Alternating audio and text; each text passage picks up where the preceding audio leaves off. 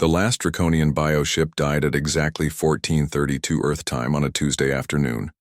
It had been drifting in space for 3 hours, its crew dead and its system shut down by the quantum virus. When it finally exploded, the flash of light could be seen from the surface of the planet. Admiral John Parker stood on the bridge of the UES Defiance and watched the alien vessel burn. Around Earth's orbit, the wreckage of 300 bioships floated like a graveyard of nightmares. Not one alien vessel remained intact. Not one Draconian warrior had escaped. "Final count, sir," Lieutenant Katie Brooks reported. "All enemy ships destroyed. All alien ground forces eliminated. No survivors detected." Parker nodded slowly. The battle was over, but he felt no joy, only exhaustion and the weight of what humanity had just accomplished. They had not just won a war. They had committed genocide against an entire invasion force. War Prime Thesak floated in his escape pod, watching his fleet burn. His yellow eyes reflected the fires of dying ships. For the first time in his long military career, he felt something that his species had no word for. Complete and total defeat. His communication system was damaged, but he managed to send one final message toward Draconian space. It was a warning about the humans and their terrifying abilities. But even as he transmitted it, he knew the message would never reach its destination. Dr. Lisa Graham had built her virus too well. It was not content to simply destroy the invasion fleet. The quantum program followed the neural links back through space, seeking out every connection to the Draconian network. Any ship, any facility, any weapon that had ever communicated with the invasion fleet was infected and destroyed. The virus spread like wildfire through Draconian space. It jumped from ship to ship, from planet to planet, from mind to mind. In just 6 hours, it had wiped out every trace of Draconian civilization. The empire that had conquered 17 worlds was gone forever. Thesak's escape pod drifted toward Earth, its life support failing. He would die soon, but that was not what terrified him. What terrified him was that the humans might capture him alive. They might learn about his species, about their weaknesses, about their homeworlds. But there were no homeworlds left to protect. Captain Ryan Mitchell flew his fighter on a final patrol around Earth's orbit. The space around his planet was filled with debris and wreckage, but it was quiet now. The alien ships no longer moved. The weapons no longer fired. The invasion was over. "Control, this is Eagle 1, he reported. "Orbital space is clear. No alien activity detected. We can begin cleanup operations." The cleanup would take months. 300 bioships created a lot of wreckage, but human engineers were already making plans to salvage the alien technology. The Draconians had given humanity a gift they never intended to give: the secrets of bioengineering and quantum neural networks. On the surface, Sergeant Amy Davis walked through the ruins of New York City. Her squad was hunting for any remaining alien soldiers, but they found only bodies. The Draconians had died when their network collapsed. Without the connection to their hive mind, they could not function. "It's like they were all parts of one big machine," Davis told her commander. "When we broke the machine, all the parts stopped working." General Alex Turner coordinated the global recovery effort from his command center. Cities needed to be rebuilt, weapons needed to be secured, bodies needed to be buried. But there was another task that was even more important.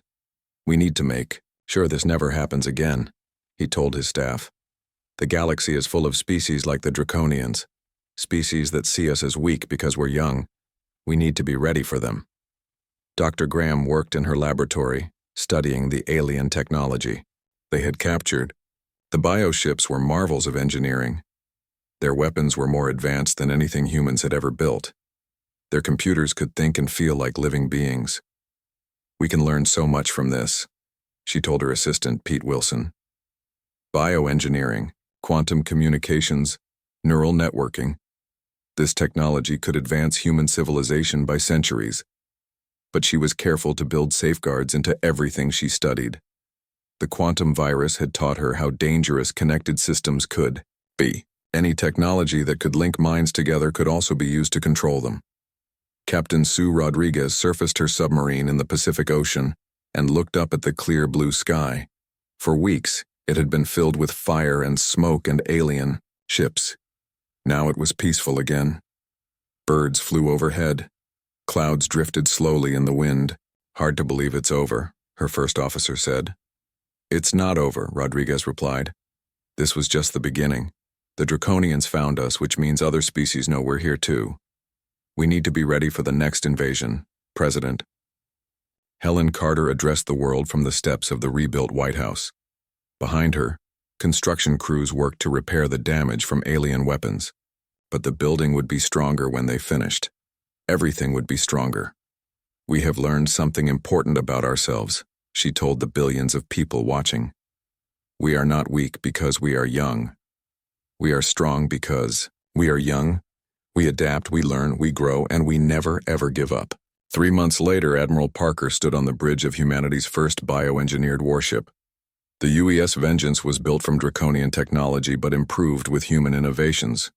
It was faster than any alien ship, smarter than any alien computer, and deadlier than any alien weapon. "All systems ready, Admiral," Captain Mitchell reported. He had been promoted to command the new vessel. "The fleet is prepared to depart." Parker looked out at the other ships in the formation. 50 vessels built from alien technology and human ingenuity. Each one was crewed by survivors of the invasion, men and women who had learned to fight against impossible odds and win. "Set course for the edge of the galaxy," Parker ordered. "It's time the rest of the universe learned what happens when you attack humanity." The human fleet activated their bioengines and disappeared into hyperspace. They were no longer the defenders of one small planet. They were the hunters, and the galaxy was full of prey. War Prime. Thessak's escape pod was found floating in space 6 months later by a human patrol ship. Inside, they discovered his body and his final message. The recording was studied by human intelligence officers who learned much about Draconian military tactics and technology. But they also learned something else. The message was never transmitted.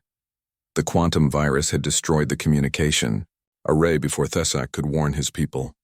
The Draconian Empire had died in complete ignorance of what had killed them. They never knew that they had awakened something terrible, something that would soon spread across the galaxy like a virus of its own. None had survived to tell the tale of what happened when the Draconians invaded Earth. But soon, every species in the galaxy would learn that tale firsthand. Humanity was coming for them all. Dr. Lisa Graham had not slept in 3 days. Her eyes were red and her hands shook from too much coffee, but she had done it. The quantum virus was complete. "It's beautiful," she whispered to her assistant Pete Wilson. "The Draconians built their entire fleet like one giant organism. Every ship, every weapon, every warrior is connected through quantum neural links. But that means if we can hack into one part, we can control the whole system." The virus looked harmless on her computer screen. It was just lines of code that glowed softly in the darkness of her laboratory. But this small program could turn the alien fleet against itself. "How do we get it into their network?" Pete asked. "Captain Rodriguez has been working on that," Graham replied. "Her submarine has the right equipment to send a quantum signal directly into their command ship." 3 miles beneath the Pacific Ocean, Captain Sue Rodriguez prepared for the most important mission of her life. Her submarine Neptune's Revenge had been modified with alien technology from the crashed bioship. Strange organic computers grew along the walls like coral, connected to human machines with cables that pulsed with energy. "All systems ready, Captain," her technical officer reported. "The quantum transmitter is online. We can send the virus directly into their network, but we'll have to surface to do it." Rodriguez nodded. "Take us up. It's time to give these aliens a taste of human ingenuity." The submarine rose through the dark water toward the battle raging above. Through the periscope, Rodriguez could see Draconian bioships firing their plasma weapons at human targets. The aliens had no idea that their doom was rising from the depths below them. On the surface, General Alex Turner watched the preparations for Operation Omega. Every human military unit on Earth was getting ready for one massive coordinated attack. Hidden weapons that had been kept secret for years were finally being revealed. In the mountains of Colorado, enormous railguns emerged from fake rock formations. They had been disguised as natural cliff faces, but now they opened to reveal barrels, the size of subway tunnels. Each gun could fire projectiles at a significant fraction of light speed. In the deserts of Nevada, missile silos that were supposed to be abandoned opened their doors. Nuclear submarines surfaced in every ocean. Space elevators that looked like communication towers began to move, revealing themselves to be giant kinetic weapons.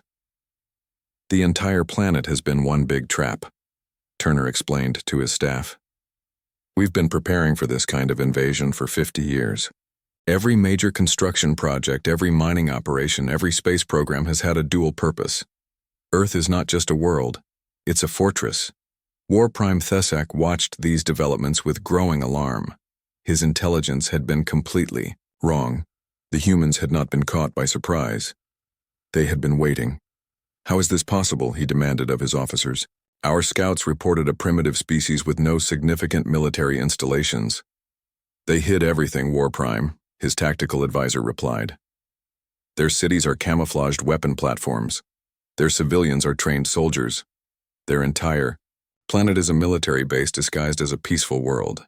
Captain Ryan Mitchell led his rebuilt fighter squadron toward the Draconian command ship. His small craft had been upgraded with alien biotechnology that made them faster and more maneuverable than ever before. The fighters moved like living things, twisting and turning through space with impossible grace. Remember the plan, Mitchell told his pilots. We keep their attention focused on us, while Neptune's revenge sends the virus. After that, things are going to get very interesting. The human fighters attacked the alien fleet with desperate courage. They were still vastly outnumbered, but they fought with the fury of a species that had learned to turn every disadvantage into a weapon. Deep underwater, Captain Rodriguez received the signal she had been waiting for. Quantum transmitter ready. Uploading virus in 3, 2, 1, execute. The virus shot through the water and into space at the speed of light. It struck the Draconian command ship and immediately began to spread through the alien network. The Sci-Fi ship's own communication system became the weapon that would destroy them. At first, nothing seemed to happen. The alien ships continued their attack patterns. Their weapons kept firing. But then small glitches began to appear. A bioship would hesitate for a second before following an order. A weapon would aim at the wrong target. Navigation systems would flicker. Dr. Graham watched the virus spread through the alien network from her laboratory. It's working, she breathed. The quantum connections are carrying the virus to every ship in the fleet.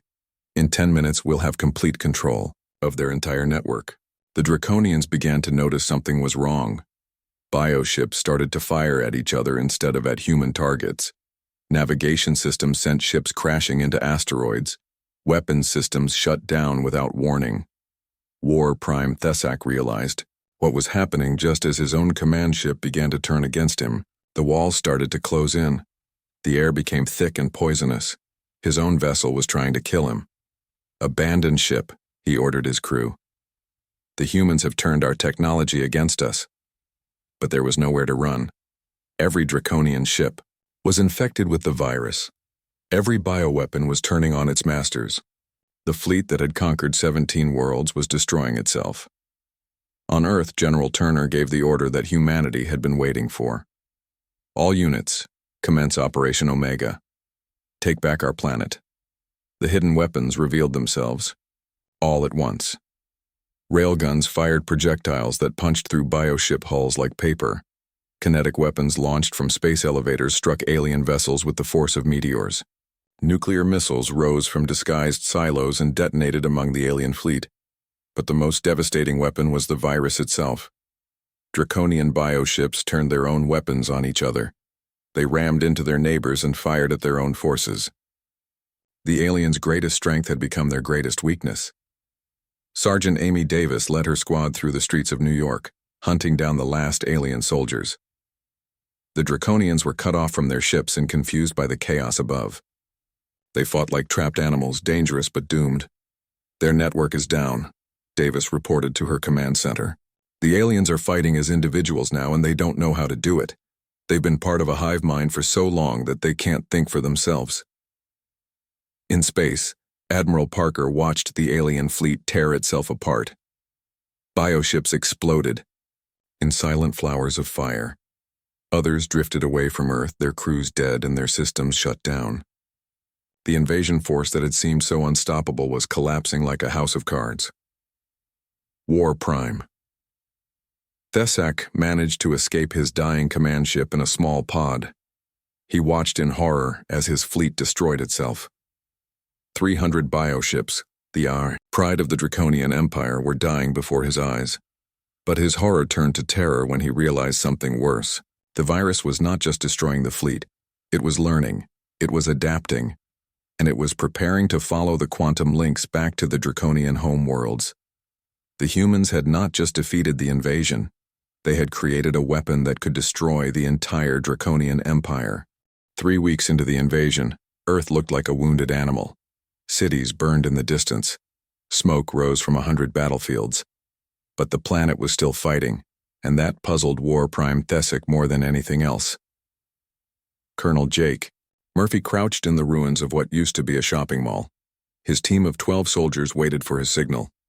Above them, a damaged Draconian command ship hung in the sky like a wounded bird. It had been hit by human missiles and was trying to land for repairs. "Remember the plan," Murphy whispered to his men. "We get inside, plant the neural disruptor, and get out. This thing crashes into the ocean, and Dr. Graham gets her alien technology." The soldiers moved like shadows through the wreckage. They had been fighting for weeks now and had learned many things about their enemies.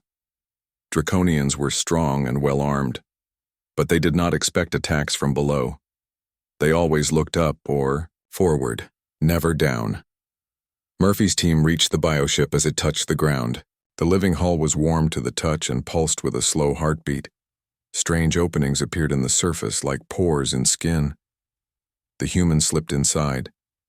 The interior of the ship was like being inside a giant animal. Walls moved slowly, in and out. Veins of light carried information through the corridors.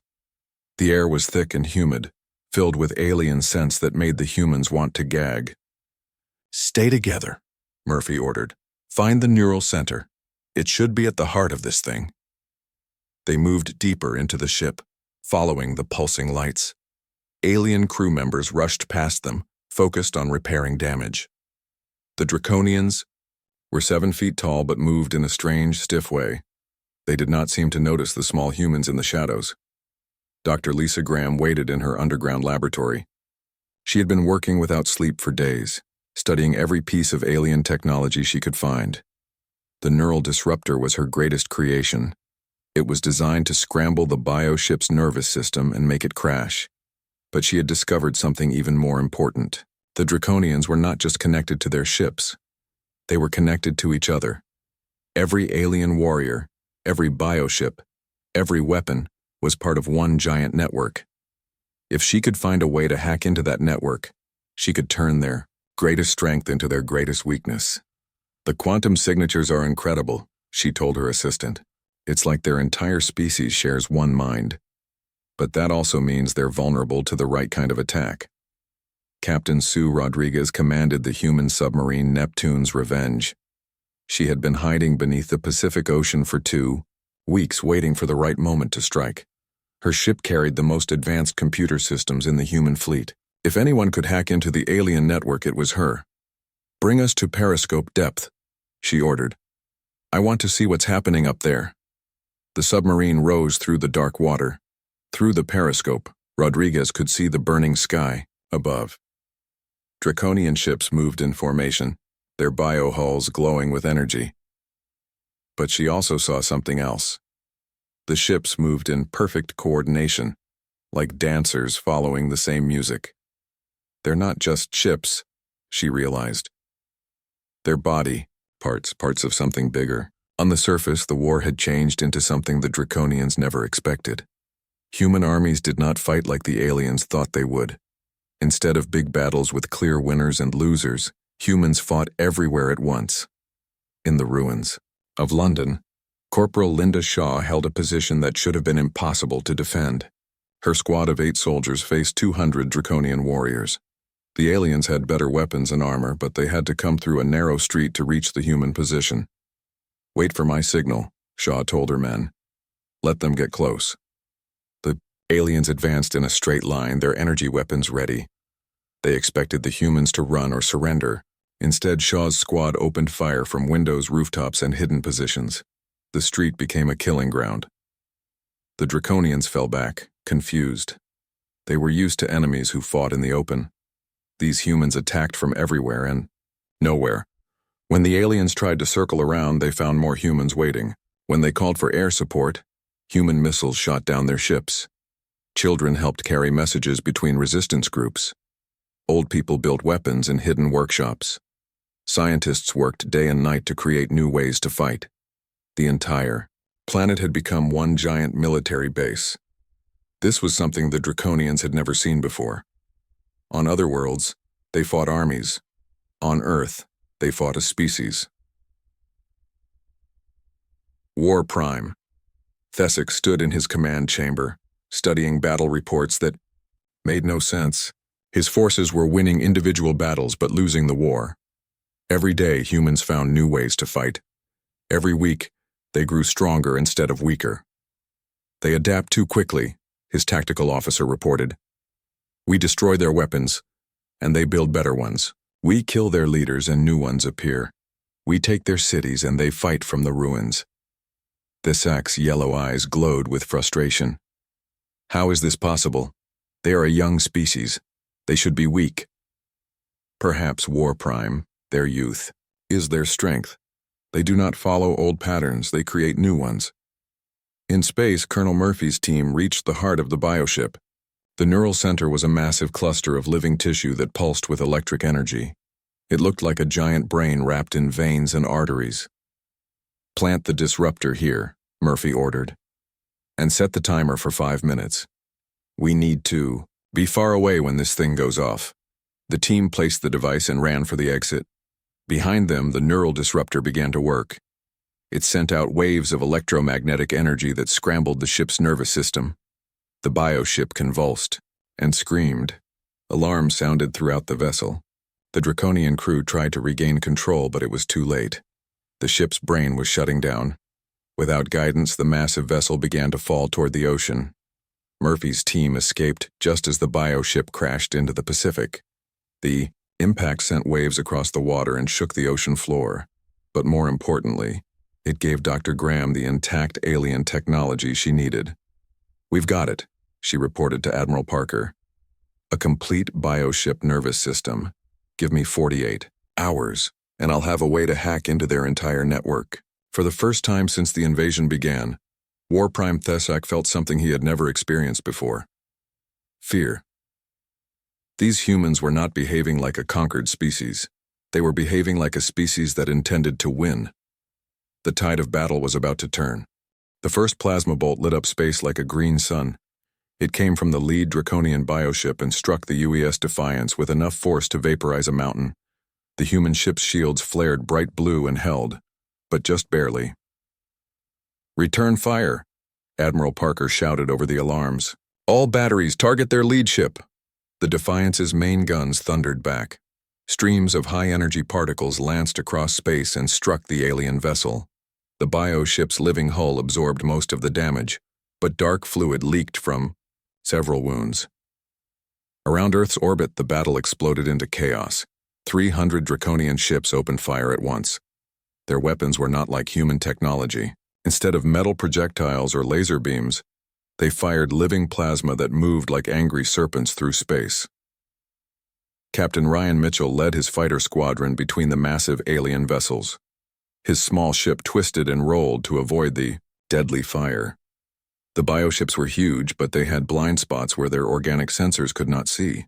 "Eagle 2, stay close to their hull," Mitchell ordered his wingman. "These things are alive, which means they have weak points like any animal." The human fighters were tiny compared to the bioships, like insects attacking elephants. But insects could bite, and some bites were deadly.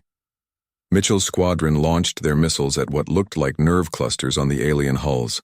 The explosions were small, but they caused the bioships to twitch and writhe in pain. One ship's weapon stopped firing for several seconds. Another began to drift off course. Lieutenant Katie Brooks worked frantically at her station on the Defiance. Her job was to study the alien ships and find their weaknesses. What she discovered changed everything. "Admiral," she called out. "These ships are connected somehow. They're sharing information through some kind of network. But look at this." She pointed to her screen, which showed waves of energy flowing between the alien vessels. "When we damaged that ship, the others felt it too. They're all linked through their nervous systems."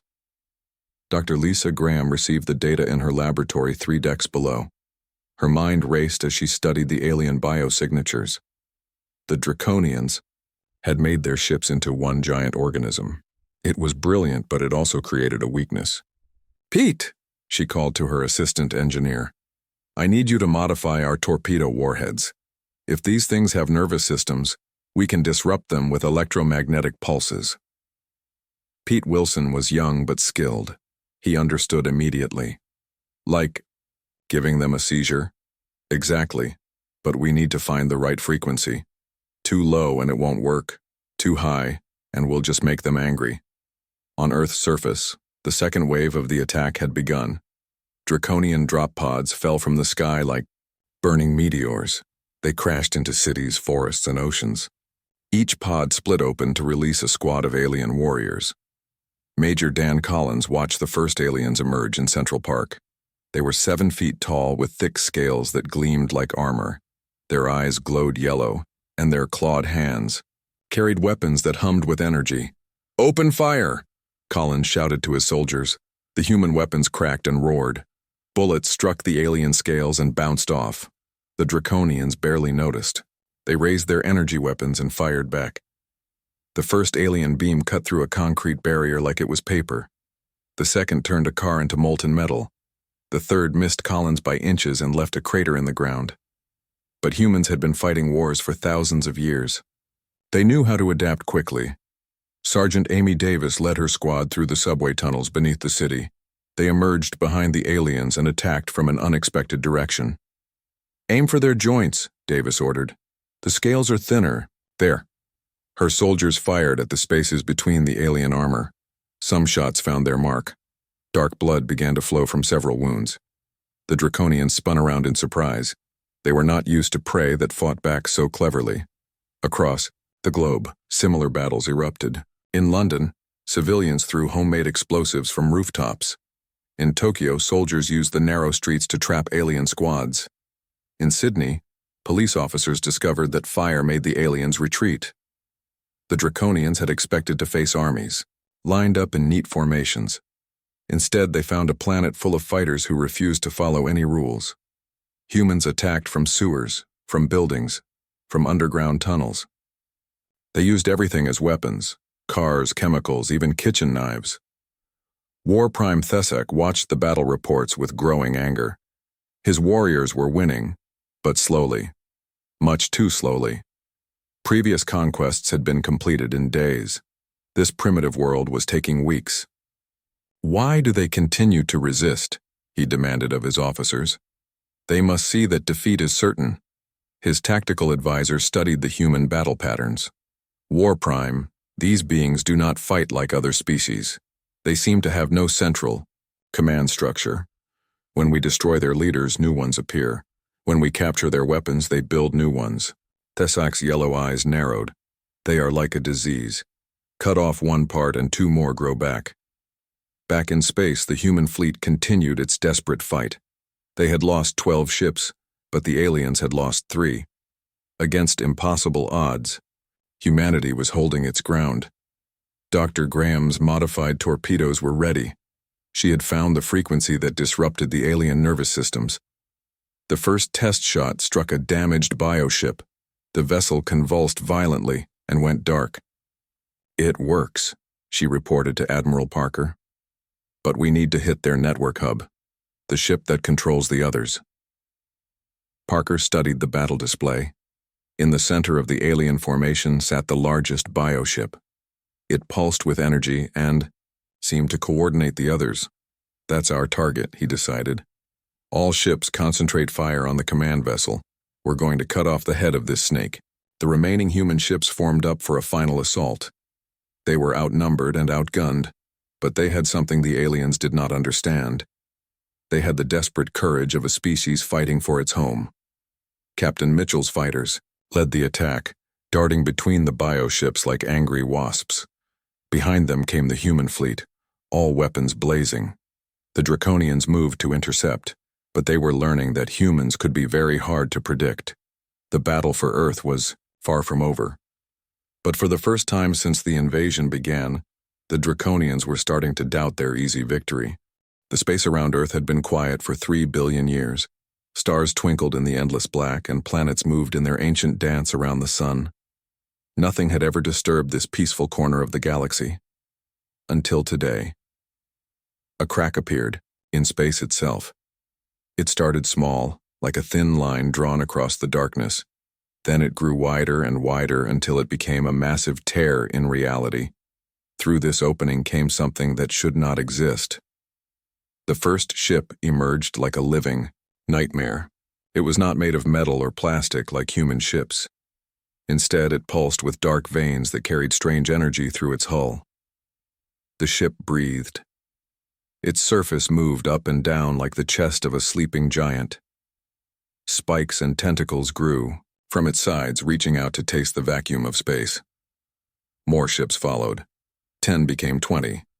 20 became 50. Soon, over 300 of these bioships filled the space near Earth. Each one was the size of a city, casting shadows that could cover entire countries. On Earth, the warning systems began to scream. Admiral John Parker stood on the bridge of the UES Defiance, humanity's most powerful warship. He was 52 years old with gray hair and deep lines around his eyes. He had fought in many battles, but nothing had prepared him for this moment. "Report," he said, in a calm voice that did not show his fear. Lieutenant Katie Brooks looked up from her console. Her hands shook as she read the numbers. "Sir, we count 312 alien vessels. Each one is approximately 2 kilometers long. They're not made of any material we understand." "Weapons?" Parker asked. "Unknown, sir, but the energy readings are off the charts. Whatever they have, it's powerful enough to crack a planet." "Captain." Ryan Mitchell entered the bridge at a run. He commanded the fighter squadrons and looked ready for battle. "Admiral, my pilots are ready to launch. Just give the word." Parker studied the display screen showing the alien fleet. The ships moved in perfect formation like a school of deadly fish. "Not yet, Captain. We need to know what we're dealing with first." 3 decks below, Dr. Lisa Graham worked in her laboratory surrounded by computers and alien artifacts. She was the military's top expert on non-human technology. Her team had been studying fragments from crashed alien probes for the past 5 years. Now she wished they had learned more. "The biosignatures are incredible," she told her assistant. "These ships are alive. Actually alive. They have nervous systems, circulatory systems, even what looks like a digestive tract." The alien fleet moved closer to Earth. As they traveled, their ships began to change. Weapons ports opened like mouths full of teeth. Energy collectors spread out like wings. The ships prepared for war. On the lead vessel, War Prime Thesak stood in his command chamber. He was 7 feet tall with scales that gleamed like black metal. His yellow eyes studied the small blue planet ahead. This was his 17th conquest. Each world had fallen within days. Some had surrendered without a fight. "War Prime," his communications officer reported. "We detect approximately 200 primitive vessels defending the planet. Their technology appears to be chemical rockets and simple energy weapons." Thesak laughed, a sound like grinding stone. "Pathetic. Signal the fleet. We will give them one chance to surrender. After that, we feed." The message reached Earth in multiple languages. The alien voice was cold and emotionless. "Inferior species of the 3rd planet. You will surrender immediately. Resistance will result in your extinction. You have 72 of your time units to comply." President Helen Carter sat in the emergency bunker deep beneath Washington. She was surrounded by generals, scientists, and world leaders connected by video link. The weight of humanity's survival rested on her shoulders. "Options?" she asked. General Alex Turner, head of planetary defense, spoke first. "Madam President, our conventional forces are severely outmatched. But we have advantages they don't know about. Hidden weapons, underground facilities, and the element of surprise." "How long can we hold out?" Carter asked. "Unknown, ma'am. These aliens have conquered 17 other worlds, but none of those worlds were Earth." Commander Sarah Wells managed the planetary defense grid from her control center in Colorado. Her screen showed weapon emplacements hidden across the globe, railguns buried in mountains, missile silos disguised as farms, laser batteries built into city buildings. Earth looked defenseless, but appearances could be deceiving. "All stations report ready," she told her staff. "If they want our planet, they'll have to pay for every inch." The 72 hours passed quickly. Across Earth, people watched the sky and waited. Families held each other. Soldiers checked their weapons. Scientists worked on desperate solutions. Everyone knew that the next few days would decide whether humanity lived or died. As the deadline approached, the Draconian fleet moved into attack formation. Their bioships pulsed with anticipation, energy weapons charged with deadly power. Drop pods filled with alien warriors prepared to launch. War Prime Thesak received no surrender message from Earth. He was not surprised.